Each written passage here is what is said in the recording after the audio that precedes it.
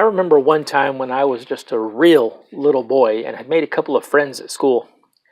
I asked my dad once if he had any friends because the only time I saw him was at home, and then he would go to work every day and then he would come home from work, but I didn't see him really socialize that much. And I asked him if he had any friends, and he said, "I do know a couple of men that if I were to go to their house in the middle of the night and knock on the door and say, 'I need $1,000 and I can't tell you why,' they would give it to me." Those are good friends. Today we're going to look at probably the best example of best friends in the Bible on this week's lesson.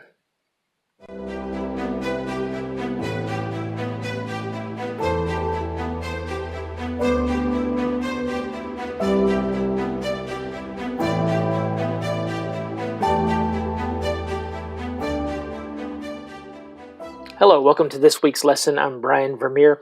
We're continuing our series on sidekicks, although the example we have today, I don't really like to think of as a sidekick. Today we're looking at two very good friends who looked at each other as equals, although when you see the circumstances that they're in, to most people it would seem that one is the leader and the other is a sidekick.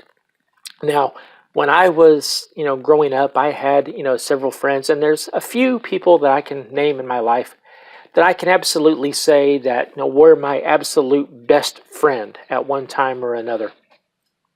And in both those cases, the two top ones that I'm thinking about, it seemed to me that whatever it was we were doing, that person was the leader and I was the sidekick. In other words, it seemed like that person made the decisions and I would just kind of go along and I would play off of, the other person. But I also know that we were good friends. We were very good friends back and forth. It was not a leader and subordinate, type of friendship. And I hope every one of you has a good friend like that. Well, today we're looking at the best example of best friends in the Bible. We're looking at David and Jonathan. And we're going to be in 1 Samuel chapter 18.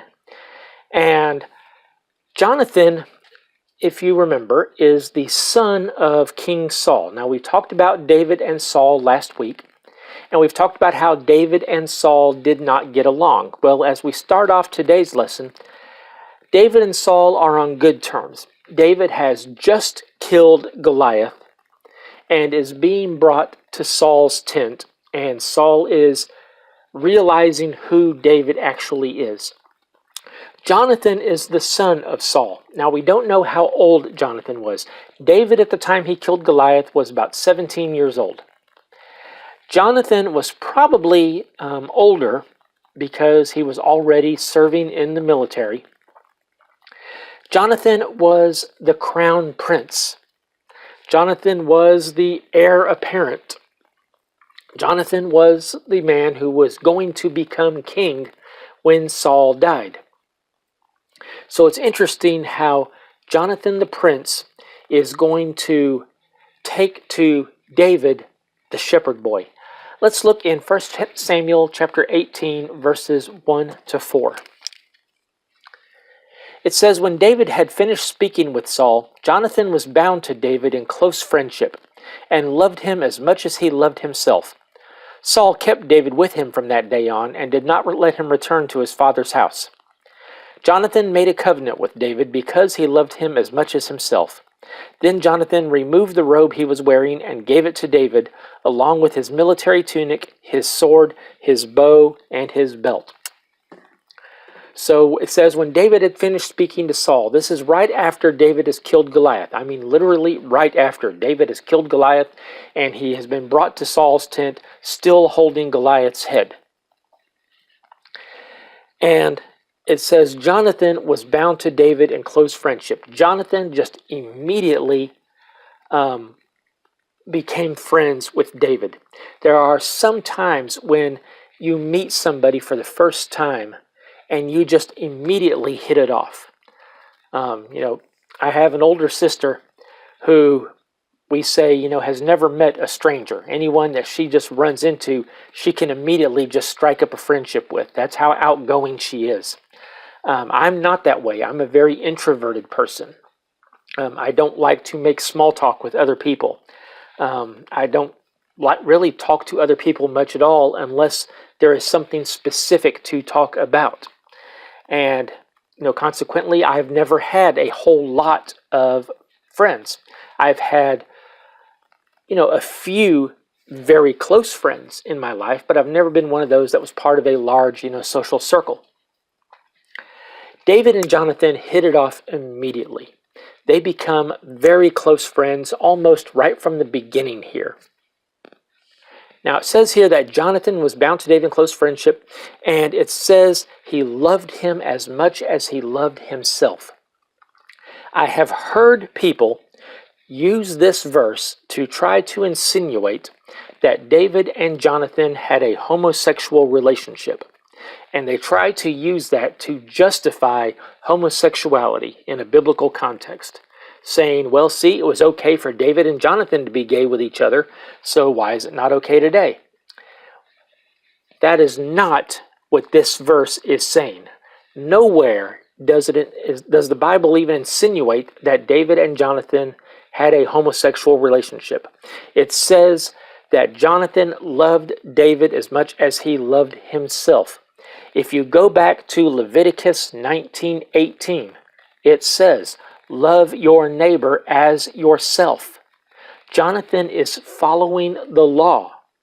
Jonathan is using this biblical example of how a friendship should be.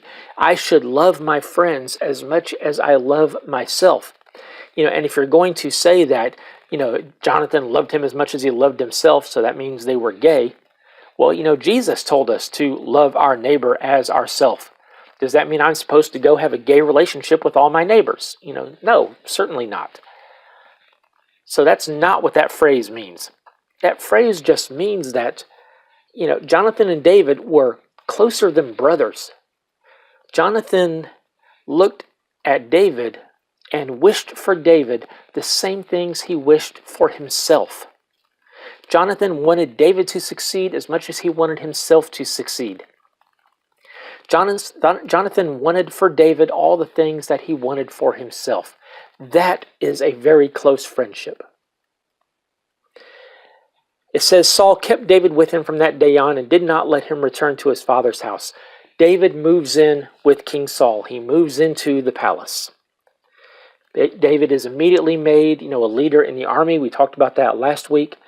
He doesn't even go home. He doesn't even immediately go back to the palace. He goes off and fights some more battles before he's even brought back to the palace. Again, we talked about that last week. But it could be one reason for this is because of Jonathan. Because Jonathan took such a liking to David, because David and Jonathan got along so well, Jonathan may have wanted David to move in with him. So that way they could be together. And again, not in any kind of romantic thing, just because they were very good friends. If you are good friends with someone, you want to be with that person. You enjoy being with that person. It said Jonathan made a covenant with David because he loved him as much as himself.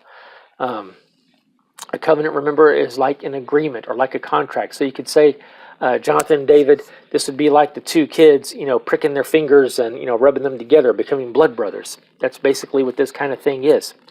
And it says, Jonathan removed the robe he was wearing and gave it to David, along with his military tunic, his sword, his bow, and his belt. Again, David was just a poor shepherd boy. David had nothing. Jonathan was the prince.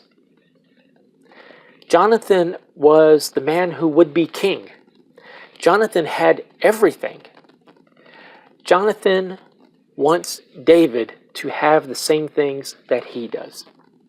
So Jonathan is giving some of his good clothes to David so that David can dress just as well as he does. He gives David a sword, a bow, a belt, to put the scabbard on or to put the quiver on. He gives David weapons. He gives David the best of everything because He doesn't want people to see them and think that, oh, there's Jonathan, the prince, and that little ragamuffin he hangs out with, David. He wants David to be equal to himself. He wants David to have the things that he has. And that's friendship. Friendship is not wanting to appear any better than your friend. Friendship is wanting to be equals. So that's how much Jonathan loved David. Let's skip to the next chapter now, chapter 19, and look at verses 1 to 4 there. By this time, several things have happened. Saul has turned against David a little bit. We had the incident where Saul threw the spear at David. They seem to have made up. David has moved back into the palace. Saul's daughter, Michal, the princess, falls in love with David and wants to marry him. David likes Michal, and Saul sees this, and he looks at this as another way that he might be able to get rid of David. He tells David, essentially, if you want to marry my daughter, her bride price is 100 dead Philistines. That's the nice way to put it. He actually asked David to cut off part of each of these Philistines and bring them back to him, thinking that certainly this will get David killed. So David goes off, and again, God is with David, and David brings back 200. So David marries Saul's daughter. David and Saul are now related. Saul is now David's father-in-law, but he still wants David dead. So let's look at verses 1 to 4 of chapter 19. It says, Saul ordered his son Jonathan and all his servants to kill David. But Saul's son Jonathan liked David very much. So he told him, my father Saul intends to kill you. Be on your guard in the morning and hide in a secret place and stay there. I'll go out and stand beside my father in the field where you are and talk to him about you. When I see what he says, I'll tell you. Jonathan spoke well of David to his father. He said to him, the king should not sin against his servant David. He hasn't sinned against you. In fact, his actions have been a great advantage to you. So Saul tells Jonathan to kill David. Saul knows that David and Jonathan are good friends. So he tells Jonathan, well, next time you're with him, kill him. And he even tells all of his servants to kill David. But Jonathan is such a good friend to David that he doesn't want to kill him. Now, I hope this is a sign of friendship. I hope none of your friends want to kill you. And I hope that if any of your friends were given an order to kill you, that they would refuse that order. But there's more to this, than you might think, because think about this. This is an order from the king to kill David. So to break this order, if Jonathan has a chance to kill David and he doesn't take it, this isn't just being a friend to David. This is committing treason against the king. And in most societies, the penalty for treason is death. So Jonathan is risking his own life by warning David. Jonathan tells David, my father intends to kill you. David already knew that. So he says, be on guard in the morning, hide in a place and stay there.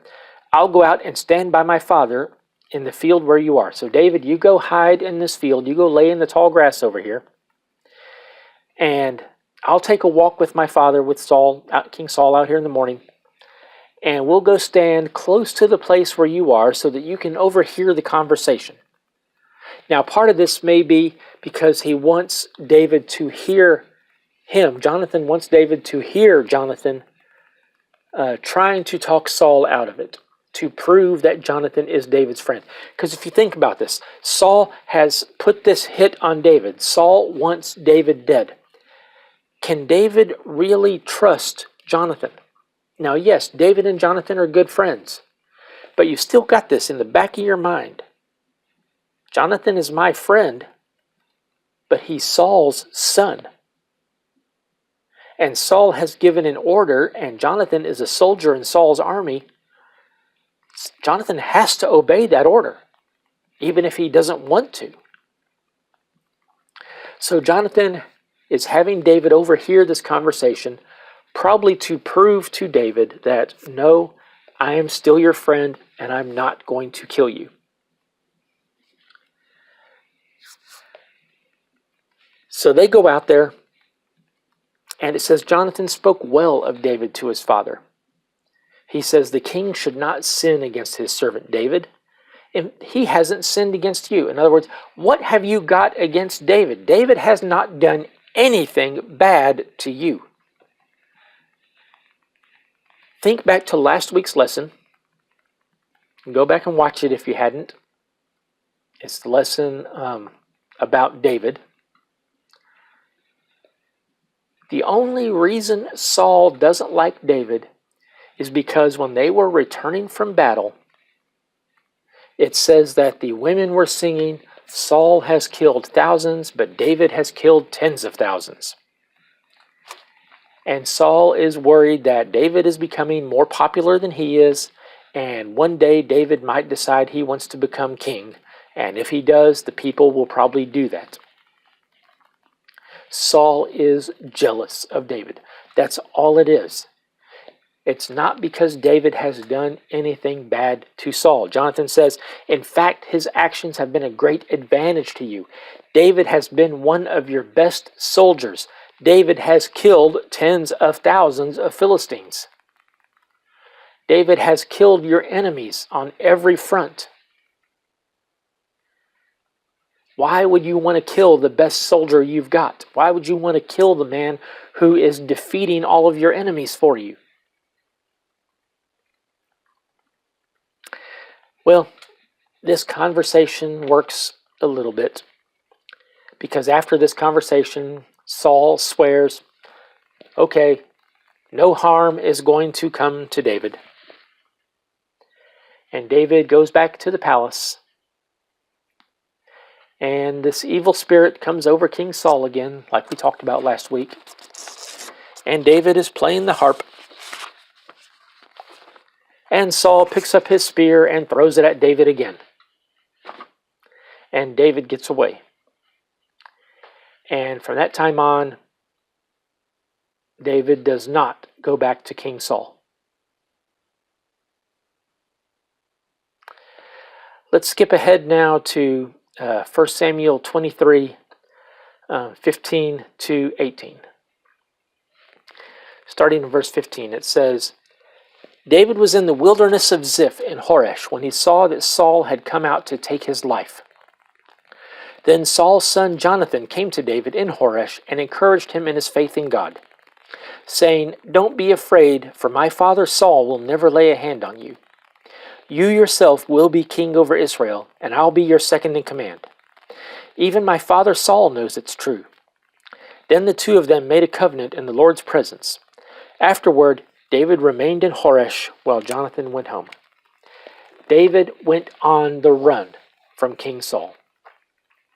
And Saul is so obsessed with killing David that Saul took a group of soldiers and went out and pursued David. Saul chased David all over Israel, trying to catch up with him and kill him. That is obsession. So it says David is hiding in the wilderness of Ziph, and he sees that King Saul is coming to try to kill him, to try to find him and kill him. It says Jonathan comes to David. Now we don't know how Jonathan found David. It may be that Jonathan was out patrolling, looking for David, and David sees him and kind of says, Psst, over here,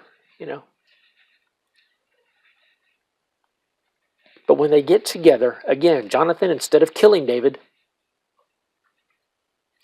he commits a treasonous act. He lets David go.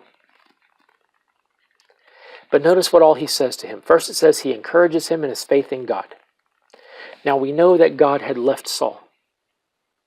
God was no longer with King Saul. Saul had completely turned away from God by this time, but his son Jonathan still has the faith. You are not your parents.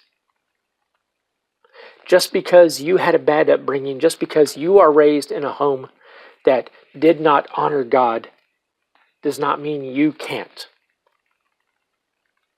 You can always turn to God, even if your family doesn't, even if your friends don't. God deals with you, and God does not care what your upbringing is. So Jonathan still had his faith in God, and he encouraged David.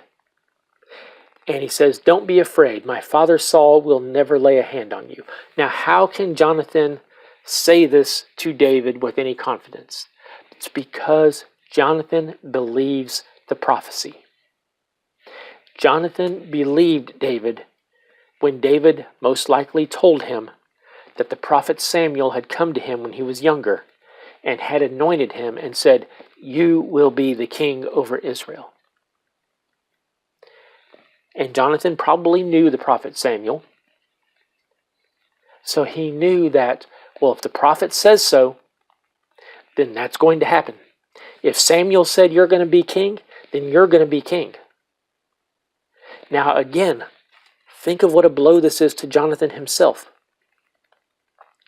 Jonathan is the crown prince. Jonathan is the heir to Saul's throne. When Saul died, Jonathan was next in line to be king. But Jonathan loved David so much, he was willing to give up his claim to the throne. Notice what he says. You will be king over Israel, and I will be your second in command. In other words, the prophet said you're going to be king, so I know you're going to be king. And I'm not going to fight you over it, even though I'm the legal heir to the throne. I'm not going to fight you over it. You can be king. I will be your second in command. And I'm happy with that role. I would be thrilled to be the leader of your army. That's what Jonathan is telling David. I'm willing to give up my own claim to the throne just so you can be king and I'll be the commander of your army. And then this is interesting because then he says, no, even my father Saul knows it's true that you're going to be king someday. That's why he's trying to kill you. Because he knows that you're going to be the king. First of all, remember Saul had been told that the kingship was going to be taken away from him and away from his line. He knew that, your son is not going to be the next king. Samuel had already told him that. Now Saul doesn't know what his end is actually going to be. Saul doesn't know that his fate is for him and Jonathan to actually both die in battle. And that's how David will be able then to claim the kingship. Saul just knows that someone is going to replace him as king. And after seeing David's rise to popularity, David's very quick rise to popularity, he's pretty sure it's going to be David. Even though I'm sure David probably never told Saul about his own anointing.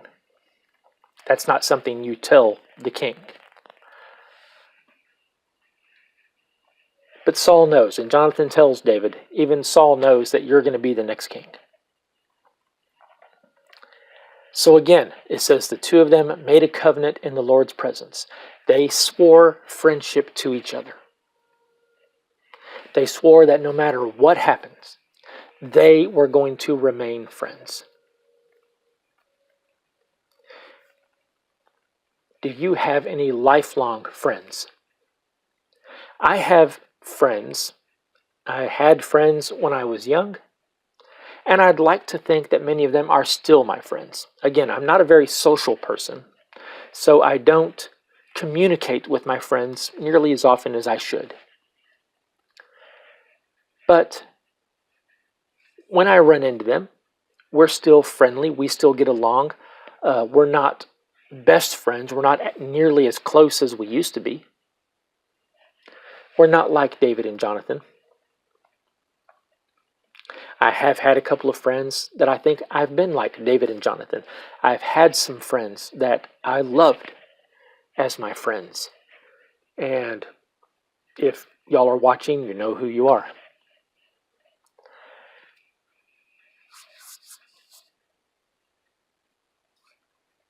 But nothing has come between us to break that friendship. I've had disagreements with some of my friends, but I like to think that we're still friends. Just because you're friends with someone doesn't mean you have to agree with everything they say or everything they do. You can still be friends. David and Jonathan had a lot of differences, but they were still good friends. And even here at the end it says David remained in Horish. David remained on the run, and Jonathan went home. Jonathan left the search. Jonathan was not going to help his father Saul search for and try to kill David, because he swore friendship to David. I hope you have friends that you are very close with and value those friendships. You don't know what tomorrow brings. Jonathan did not know that one day, not too long after this, he and his father would both die in battle. David did not know that. So value the friendships that you have. And if you have a friend, wish for that friend all the things that you wish for yourself. Love that friend as you love yourself. In fact, Jesus said to love everyone as you love yourself. You should be friends with everyone. You should be friendly to everyone. But value your friendships. And I'll see you again next week.